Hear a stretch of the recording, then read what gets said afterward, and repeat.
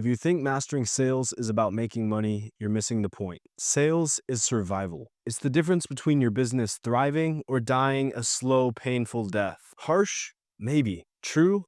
Absolutely. Look, you could have the best product on earth, but if you can't acquire clients or close sales, you just have an expensive hobby. In this masterclass, I'm giving you the formula to book more calls, close more clients, and scale more revenue. No fluff, no bullshit, just strategies that work. By the end, you won't just understand how to sell, you'll feel like you're wielding a superpower. Sound dramatic? Well, good, because it should. Because getting this right will change your life. Stay tuned because I'm about to share the goods that the guru simply won't. Let's dive in. Welcome to the realest sales masterclass you'll ever experience. I'm not here to waste your time with the same think positive, get sales pep talk. We're here to dig deeper. Because mastering sales and client acquisition isn't just about padding your bank account. It's about something deeper.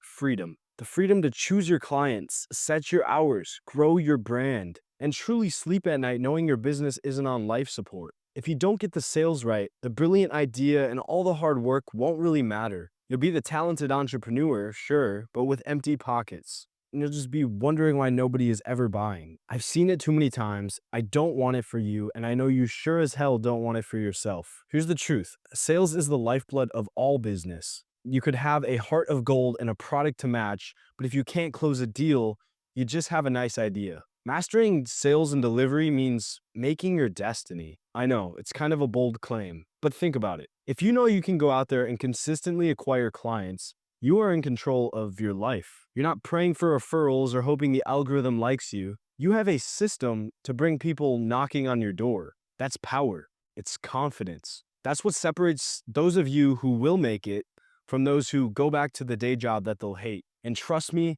some of you are not cut out for this. And I don't expect everyone watching this video to take the advice, and therefore some of you will go back to your day jobs. So I am 100% no bullshit giving you the formula. It is up to you to use it. First, let's kick things off by obliterating a myth that sales is some dirty, sleazy car salesman game where you trick people, especially into buying shit they don't need. Real sales, the kind that build empires and that I work off, is about helping people. If you truly believe, and I do, in what you're selling, it is your duty, your obligation to get it into your client's hands. Think about it. If you had the cure to cancer, would you hesitate to sell it?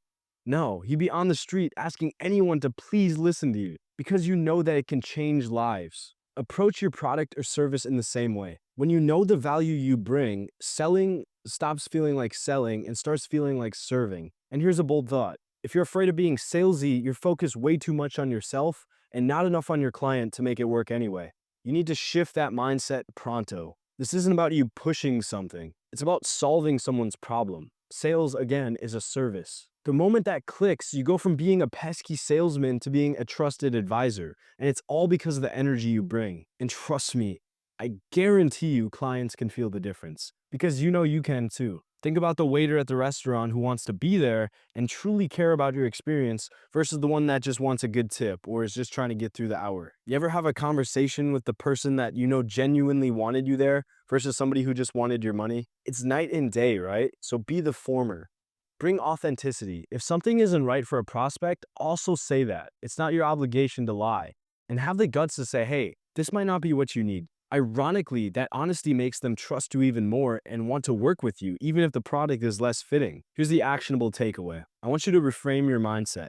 We have an entire course coming out this week on that in our free community, so click the link below. But for this, before your next call or sale, remind yourself, I'm here to help, not to beg. Even literally say it out loud if you have to. I just said it here and I already feel better. It sounds cheesy, but it pumps you up and sets the right tone. It's like listening to music in the locker room before you go work out. Go in thinking, how can I actually turn this into a way to genuinely help someone's life or business? When you come from that place, it won't feel like selling, but instead offering a solution like a doctor prescribing something. You're going to feel like a problem solver because in reality you are. No matter what, if you focus on going into the call as a way to help someone and making it clear that if it's not the right fit, you're going to tell them, then you can be completely transparent because you know whether or not they're a good fit for you. Here's a pop quiz. What's the fastest way to kill a sale? Try selling the solution before you know the damn problem. Too many entrepreneurs are like, these shoes are for everyone. This microwave is for everyone.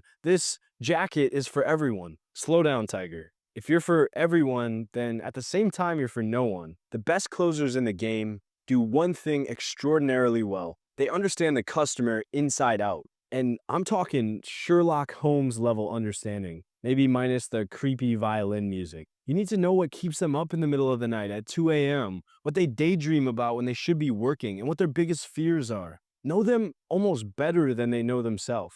And you need to dedicate yourself to this craft. It's a very hard thing to do, but when done right, will guarantee you sell. Because when you can have that feeling of taking someone's words out of their mouth and articulating it better than they know you get them. That is instant credibility, and just like a romantic relationship, we understand and have a valid connection as people. So how do you get in their heads? Listen and research.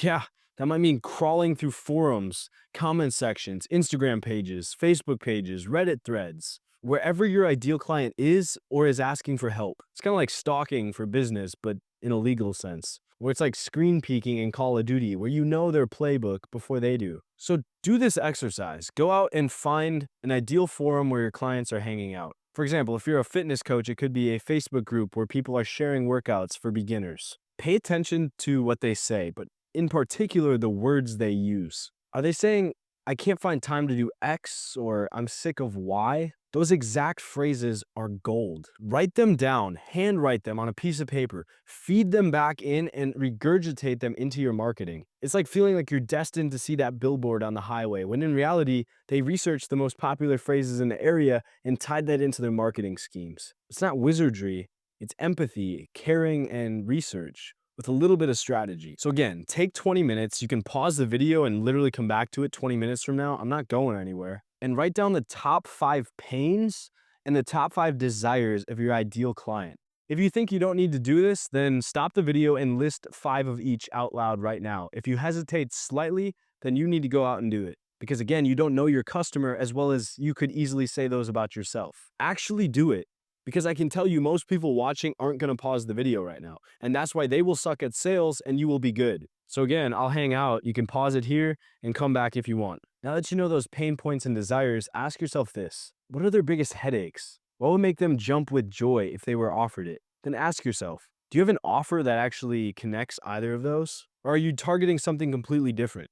If someone in the day trading space wants to make $200 a day consistently, and you're offering them a way to guarantee 60% of their wins, they care about the money and not the wins. Now, I understand those are related themes, but in their head, they're not thinking percentage, win rates. They're thinking dollar signs. So give them a guarantee. Most of our clients see this result in dollars and don't talk in win rates. Or if it's fitness, discuss their ideal body type and the results they'll get, the attractiveness they'll have with the opposite sex, and the benefits they'll have to their confidence, their motivation, and their charisma because of it. Not the macronutrients they should be eating or the dietary provisions that they're going to need to supplement. When you align what you're selling with what they truly want and what they actually get happiness out of, it's going to get a lot easier. Because otherwise, you're just trying to force an idea that you think makes the most sense onto them when it's not really what they wanted. So in this scenario, you are Cupid. And with your arrows, well, aim well. All right, you've got the right mindset and you've done your homework on your customer. Now, let's talk about your offer, what you're actually selling. Because if your offer is meh, well, then nothing in the world is going to save you. In my opinion, and this is actually easy to do, your offer should make so much damn sense that it makes no sense to skip it.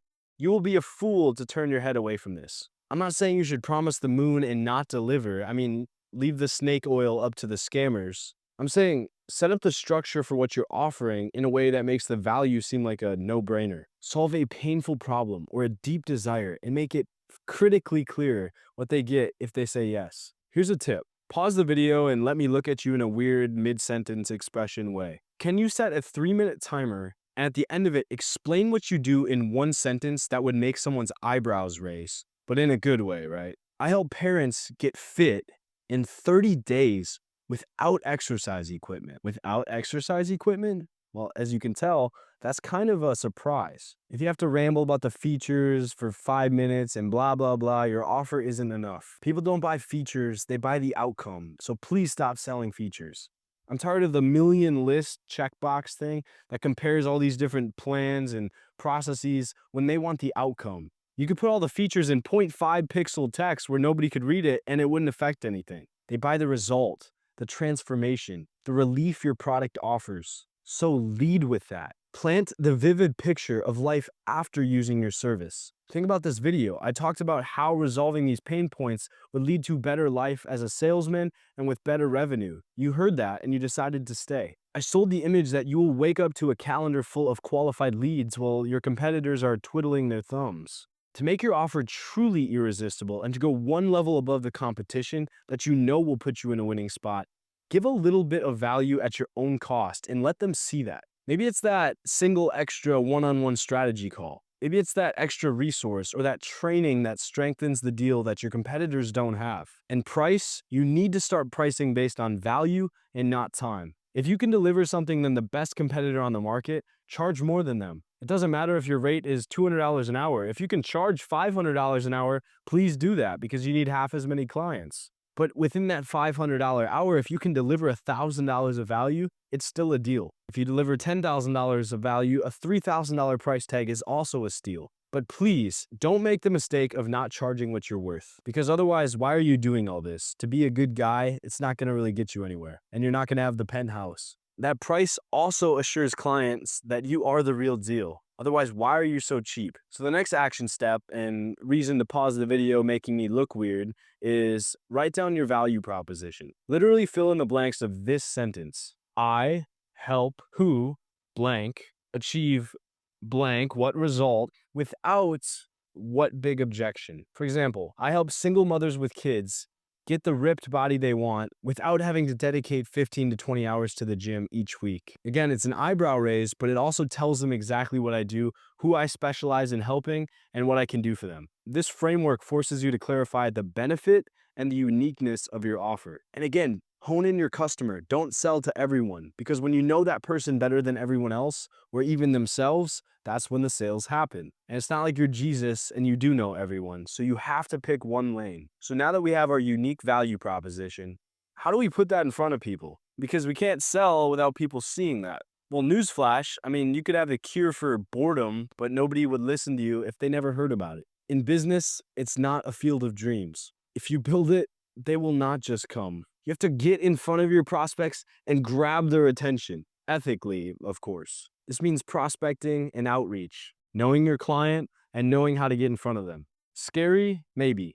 Necessary? Absolutely. But don't worry, I'm not going to tell you to start cold calling 100 strangers a day. Technically that works, but I hate the people that say that because that's a very blanket way to guarantee success while also getting your job done quickly. Sure, I coached you. You're not making 100 sales calls. That's on you. You're not some crazed telemarketer, unless maybe that's your jam.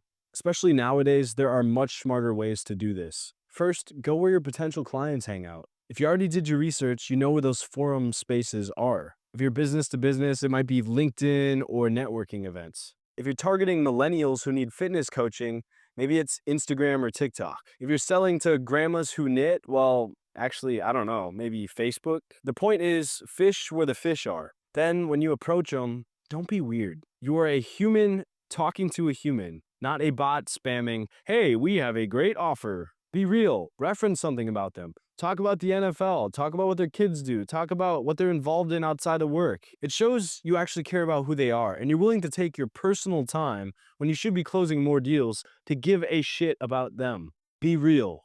Reference something about them. It shows that you actually give a shit who they are. It could be as simple as, hey, I saw your post talking about X and it resonated. I had a couple ideas that might help with X. See what we did? We led with value. Here's an actionable challenge and something I do. Reach out to 5 new prospects each day for the next month in a genuine way. This could be 5 emails, 5 DMs, 5 voicemails, whatever the personalized way you want to communicate with them is. By the end of the month, that's 150 people. I don't mean run an ad on a Facebook page. I mean send a handwritten or voice memo recorded DM to somebody that verbally talks about what they are doing and how you can help. So they know it's you and they know it's authentic. Even if a tiny fraction of those 150 people said yes, maybe it's 5%, that's still 7 people. Consistency is key here. Most people would send a message, not get instant results, and give up, when half the time nobody's even checking their DMs, and it takes 3 to 4 weeks for them to get around to it. But not you. You follow up maybe once or twice and keep the conversation going because you knew the prize from the start. More calls or outreach, more clients, more revenue. And remember, it truly is the case. More no's lead you closer to more yeses. It's not personal. Someone saying no, not now doesn't mean you're not going to get a yes or that that person hates you. So keep at it. Do it with a smile, maybe a little humor, and with the mindset that you're here to help and not beg. Prospecting is a numbers game, but just as much as it is a people's game. Treat people like humans, be persistent, and the results will come knocking. Did you add a reminder yet to your Google Calendar to do 5 outreaches a day? It should take about 15 minutes if you do. But now, let's say you did get a prospect's attention through your outreach method. You got their attention, you're walking them through, and the meeting or call is set.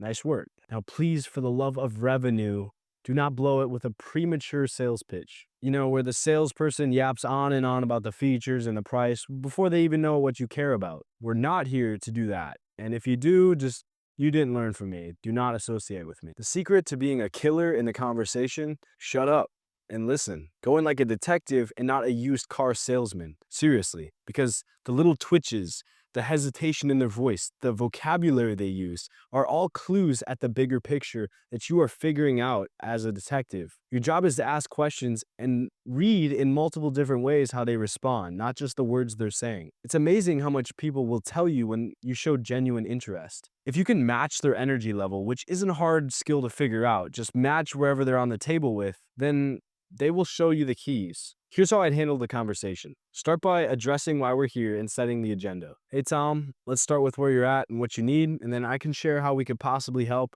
and we'll see if we're a good fit. How does that sound? Boom, you just position this as a two-way exploration of each other and not a one-way vomit. Keep open-ended questions. So tell me about yourself. Why do you think you're here today? When they answer, okay, so what type of challenges do you have with X that you think we could help? Zip it. Let them talk, maybe even add a in there so they can tell you're listening. A good trick is to repeat it back to them. Okay, so when you say you're struggling with this, point confirmed, do you think that this would also be a problem? Let them keep expanding on the problem so they realize internally and subconsciously how deep this pain actually is and the reason they're truly on this call. If you understand their pain correctly and you can show them that, you can almost hear the relief in their voice as they continue to talk. And you might just mention the ideal things that you knew you should when you researched them, and then jackpot. When you respond, play back what they said as I just said. So if I'm hearing you right, your biggest challenge is X, and you've tried Y, but it's not happening because you're running into Z. Is that right? Watching them go, exactly. And at this point, you feel like they're understood is a huge relief. Only now do you connect the dots to your offer. Show them how your solution addresses specifically the needs they pointed out. If you have a million other good features, don't talk about those until the very end, but just talk about how you can address the problem they mentioned. Tailor it. Use their own words and scenario. Say, well, the next time you're in this scenario that you discussed, instead of trying Y, you could try this solution.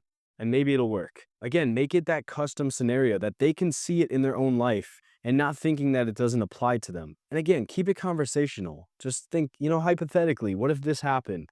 Don't tell them how it's going to be. It's not some sort of courtroom procedure. And here's a pro move. Obviously, as much as possible, handle the objections before they come up. If you know ahead of time that your clients in this field typically worry about budget or timing, then handle it preemptively. You might be wondering if it's the right time given blank. I totally get that, and I just want to say before we get there, here's how I think X could help save you this in the long run. It all starts from having those good slides and pitch deck prepared to handle that. So go through it and ask yourself these questions so you can have the materials prepared before you even get on the call. But every time you do that, you remove one of their reasons to say no. It's like diffusing bombs before they blow up. It's no big deal, right? And you don't even have to worry about it. If they still have objections, change your mindset. It's awesome. That means they're still considering it. They just have a few knots to untie. Please stop thinking that objections are personal attacks on you. They're just opportunities to clarify. We'll get to that part next. Just remember, talk less, listen more.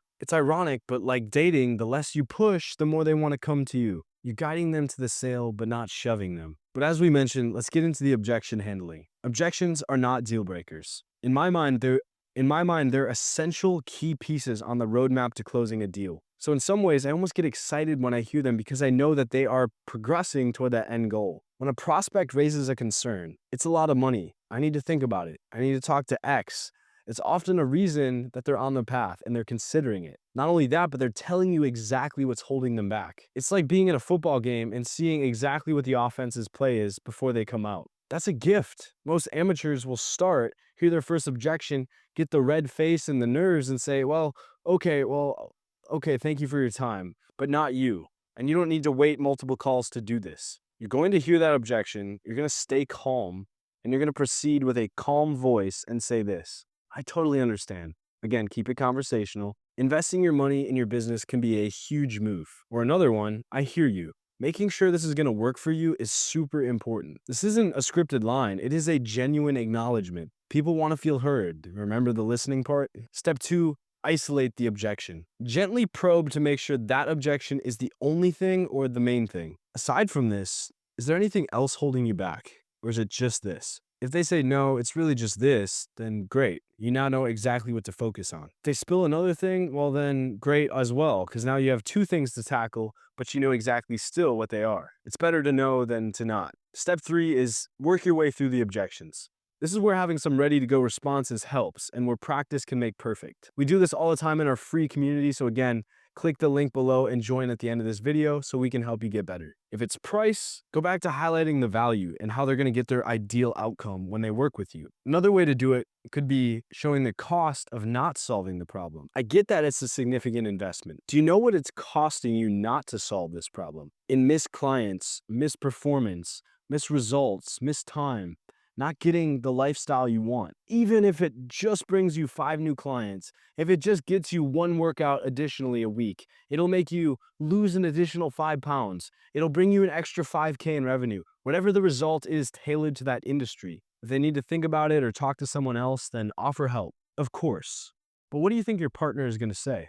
They're either going to agree with you and not know exactly what this is about and want to support you, and that's not necessarily an educated decision, or they're going to say no, and you might resent them for not letting you have this opportunity. But either way, they don't know as much as you do about this situation. They're just going to want what's best for you. So if you had to make your mind, would you rather bring them the results of this transformation and be able to brag about it, or tell them that you weren't able to compete and you weren't able to perform when the time came? And if you always want, you can bring in your partner so I can answer questions for both of you with 100% clarity. If they're really pushing for that space, then give it to them. Okay, sounds good. I want you to be 100% confident, and I don't want to put pressure on you. Sometimes you have to give the space. How about this? I'll send you a sheet with the evidence of what we discussed, so that way you can think it over. But make sure you get them to recommit. Can we set a check-in for Friday at about 2 p.m. for just 15 to 20 minutes if you can squeeze that in to meet? If they say, I don't know, say, well, my time's pretty flexible. Can you think of a single 15-minute block in your entire day where you know you have space? I mean, for most people, they know they have 15 minutes and they're not going to lie about that. So they probably will give you a time. If they don't, then they're definitely not interested. The key is to not get defensive. Objections, again, are not attacks on you. They're usually fear or uncertainty speaking. They either don't know if the value of the product is as good as you say it is, they don't know if they trust you, or they don't know if they're actually qualified for your product. So again, figure out what the root issue is and address your questions around it. But again, at the end of the day, it is about them, so remember that. Multiple times, I've had people come back when they had to go mull it over a little bit longer because they genuinely needed that. But I didn't burn the bridge. Instead of trying to push the sale further, I guided them, offered more information, and let them know my door was open. And again, they felt that connection, the push-pull. I wasn't pulling, so they decided to push themselves back into my grace. So when you hear an objection, no matter what it is, think, this is my opportunity to shine, because other coaches won't have this training